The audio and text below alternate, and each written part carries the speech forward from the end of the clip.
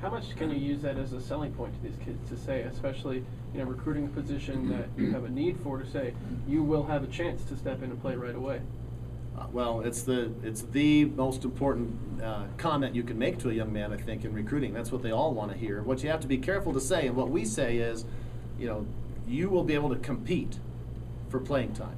And we never give anybody a starting job in a home visit, or on a campus visit. I mean, they know they're going to have to compete. It wouldn't be fair to our players in the program now to hand away their job to somebody that's never been on campus yet. But we do tell guys, if we think they're physically capable, that we're going to let them compete for the job. And so that means in August they'll be able to get some turns and show us what they can do. You mentioned the importance, obviously, of bringing those Montana guys, but just talk a little bit more about the legacies and keeping the names like Bignell and Verlanik. Well, Parker Bignell, start with him. Joe is a legendary player here for Montana State, one of the great all-time players from the '84 team, of course. And it was just a treat going over to their ranch and sitting down with the family and all the family, not just Parker, but mom and dad, the other kids, the young man that's living with them right now, and I mean, we didn't have to really talk so much about pros and cons about Montana State. Heavens, they know more about Montana State than I do, But it was just great because they're Bobcats through and through, and they wanted to come, and fortunately Parker's a good enough player that it was no problem to recruit him. And so it was great to have him on board. The situation with Connor Verlanik was kind of tricky because Connor's older brother Alex starts for Montana on their football team, and Andrew, the younger brother, next brother, is here. So, and he's the third and last brother, so he was going to break the tie one way or the other. And luckily he broke it for us, and I'm very excited about that because he's a very good player. He really impressed us in the camp last summer when he was here. Coach Beck likes him a lot, and he had a good relationship with Coach stemming out of that camp also, and that's a great get for us because that one could have gone either way. He visited us one weekend, he went to them the next weekend, took some time, thought about it, and came our way, and that's important, and that's a great family, of course, with the fact that we had Jimmy here, his cousin, and Andrew here, and now keeping that legacy going. Talk about those two guys, the only two Montana kids, the only school in Montana that had two kids go to the Division I level was Drummond. Talk about an 8-man team. Yeah, doing that. Well, we didn't want to play against. Let me put it this way: didn't want to play against any other Drummond guys. I've had enough of that. So they're good players in their own right.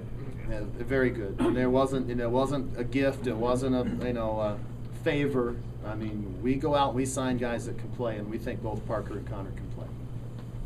Can you talk about the ongoing pipeline you guys have in Texas? More haul this year, I guess. I think it's outstanding.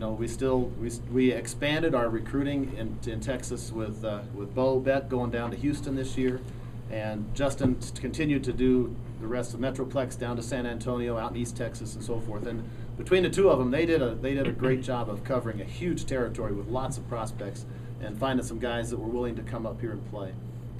4 of the guys I think came from Justin's territory and 2 from Bo's territory. So it's nice to get into Houston a little bit. With both Zach Logan and Mike Foster are from Houston. Down there, that state's so big that guys in Dallas think that Houston is kind of a different state, from where they are. I mean, they're not.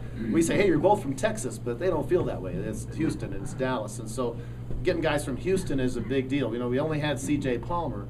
Now we have 2 more. I think that'll help us break into Houston more, which is a huge city with lots of great players. And we're continuing. It's important to continue our pipeline through the Metroplex area as well, and we've got some excellent players from Justin's territory again there, 4 of those guys. Talking about particular territories, this one would be for Noah. I know last year you said you were disappointed not to get any of your California kids.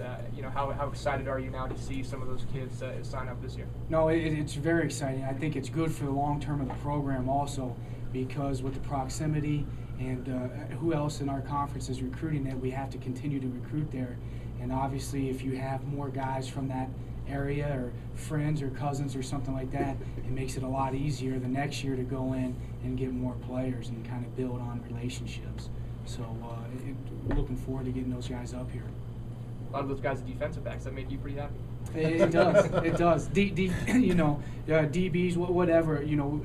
we're just looking for good football players, and I think that's one thing that you guys, if you have the luxury to see them on tape or when you see them in person in the fall, that we've found football players on tape, you know, guys that can play the game, and that's important.